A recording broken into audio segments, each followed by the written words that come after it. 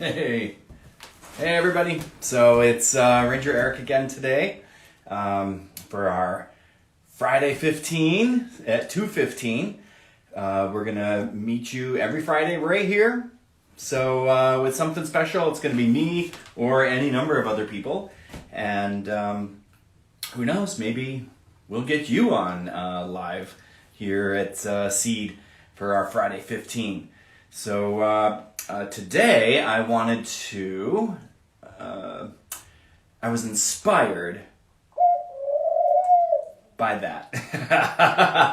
I was inspired by our mourning doves. Our mourning doves are starting to call, and that was Lovey that you just heard though. She's a species from Africa, but we have our own species of dove here called mourning doves, and they have a different call. They go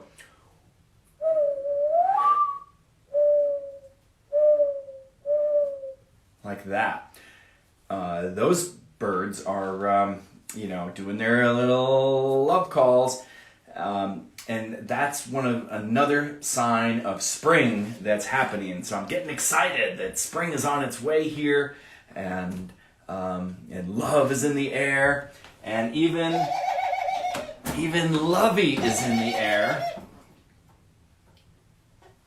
Even Lovey is in the air. So here she is. So you guys, I don't know if you all know Lovey, but she is this dove that we rescued, and she and I have bonded well since rescue. And she loves for me to put my hand in front of her, and look at how she snuggles into my hand. Check that out. And she's just a real beauty. But she is an albino, so her legs are pink, her beak is pink, her eyes are red. Why are they red? I had one kid told me, he goes, because she's evil. I was like, no, she's not evil. Just because she has red eyes. I think your actions speak louder than the color of your eyes. But anyways, they're red because she doesn't even have color in her eyes. So like I have like hazel colored eyes, but if I was albino, you would be able to see the blood vessels right behind that color.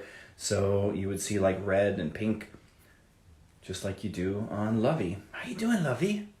Yeah, you just want to cuddle? You just want to snuggle? So she's just a little sweetheart, isn't she? And I told you I was inspired, by the doves. And so this morning I came in to check out Lovey. And she's sitting on an egg. Look, Lovey, that's your egg. She doesn't even care. She's like, whatever. And so yeah, she's got this cute little egg. Now, we all know this egg is never going to hatch because it takes a boy and a girl dove to make an egg hatch. And she's just a girl dove. So unfortunately, this egg was never fertilized. It's not going to go anywhere. And I have several other eggs that I wanted to share with you today. So I have a fun little egg collection here. So let's start off with, something that we're all familiar with. Go open your refrigerator. You'll see this in there. So this is a chicken egg. And I kind of use that as a reference point for us to get started on. And so what's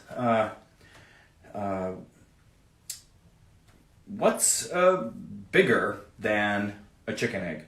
Well, let's look around here and see what I have. I have this egg, quite a bit bigger, and this is actually from a Canada goose. And I found this egg years ago. It was abandoned, never hatched. And so I did what's called, blowing it out or cleaning it out, and you just poke holes in your egg and force air through it, and it blows out all the contents of the egg, and then you rinse it, and it's clean and lasts forever and forever until someone accidentally drops it and breaks it. All right, so so I love the Canada Goose eggs, though. Beautiful, sizable egg, and pretty stout. But there is a bird species around here locally that has a much bigger egg. Look at that difference. And this egg has a slightly greenish hue to it. And the way I found this egg was this bird species nests right on the surface of the pond and just builds up its nest with reeds and other plant matter right around it. And so its nest is hovering just a few inches above the surface level of the water. And something had changed, and this pond flooded, and this egg floated away and obviously died. So I collected it and once again cleaned it out. And any guesses? Nobody's guessed as to what this might be? This is a swan egg. And bigger than this. Let's see here. For this bigger egg, I actually had to go to Australia. And here we go. This egg, again, quite a bit bigger. And this is one of the ratites. So there's a word for you, a ratite. A ratite is a bird that, while it has wings, it is flightless. So these birds have to run and no flying. And again, I went to Australia to see this one. This is the egg. I don't see any guesses yet. Oh, a great blue heron. Good guess. Yeah. This is the egg of an emu. I almost forgot. An egg of an emu. So it's impressive. And then to find an egg bigger than this, I had to go to Africa to find the largest egg in the world of any species. And that's should I say it? What's an African species that has the largest egg of any bird in the world? This is the world record holder for laying an egg. This is an ostrich, another one of the ratites. So obviously the ratites come in as having the largest eggs. They're not worried about weight so much because they are not flying around. So no worries. So yeah. So I guess we can head back down. We have one species of owl, or two species of owl actually, that are nesting this time of year, but one species that I've had the pleasure of seeing their eggs. Their eggs are more round and just slightly oval. So and that's the great horned owls. And their eggs actually should have hatched by now. They should have young chicks in their nest. This is actually not an actual egg. This is, believe it or not, a ping pong ball, but it's about the right size for representation for that. Now back to the chicken egg. The chicken egg, we do have some that are smaller. Thank you, Lovey. Appreciate it. We do have some eggs that are smaller. And here we go. And this is our lovely bobwhite quail egg.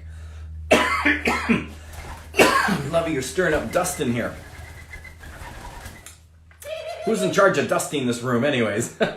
Oh wait, that's me. And Lovey, apparently. So our bobwhite quail eggs are right here, and what's cool, I love seeing how our bobwhite quail hatch, because it's really, to me, very interesting. they, well, first things first, you know, when they're sitting in the egg like this, you see there's a big end and a small end, and they are, the way they're oriented is their feet are on the bigger end and their body, which has to fill up the bigger space, and then up here would be their, am I saying this right? No, it's the other way around, I'm sorry. Their feet are down here, their body and their head occupy this larger space up here. So when it's time for them to hatch, we all know about the egg tooth, right? This little projection on the edge of their beak. And they're so big inside of this tight little egg that really they can only jostle around just a little bit, but they can move their head just enough for that egg tooth to puncture out through the egg. And then they get a breath of real air, you know, not diffuse air, not from that little air sac that's in there, but real atmospheric air. And now they, you know, a new lease on life and energy. And so they really start going. And all they can do is kind of like turn around inside of their egg as they're pecking. And you get this look to the egg. Oh my goodness, I just broke it. All right, let's try this one. So check this out. Isn't this amazing? So they would just turn in that egg, and then this top piece just lifts open, almost like opening a tin can or something, like a can of tuna fish or something. It pops open like that, and they can emerge then. They can wriggle out from that egg. Lovey's getting some good exercise right now. So back to quail egg, a little bit smaller. And I only have 2 eggs here. Okay. And so here you go. Smaller than a quail egg is a sparrow. This is a house sparrow egg. Unfortunately, these sparrows had to get evicted from a bluebird nest. And there was an egg in there, so I was able to clean that one out. And and then smaller than a sparrow egg, you're looking at a hummingbird egg. And it's this is not a hummingbird egg, this is a tic-tac, but it would represent about the size. Actually, a hummingbird egg might be, well, it's about that size, if not a little smaller even. But just to give you a representation. So if you look at the smallest to the largest egg, then you're looking at a huge size. It's like planet Earth compared to the sun or something. It's just enormous. Look at how it can, it's just, I don't know. Birds are just so ultimately fascinating to me. How, birds in general have conquered the air, the sea, the land. It's just a remarkable group of birds, and nesting season is upon us. So once again, I'll be out birding. I hope to see you out there too, looking for nests, looking see if we can find any eggs out there, and of course, our beautiful feathered friends, the birds. All right, thank you for joining me. I'll see you next Friday for Friday 15 at 2:15. Be well, y'all.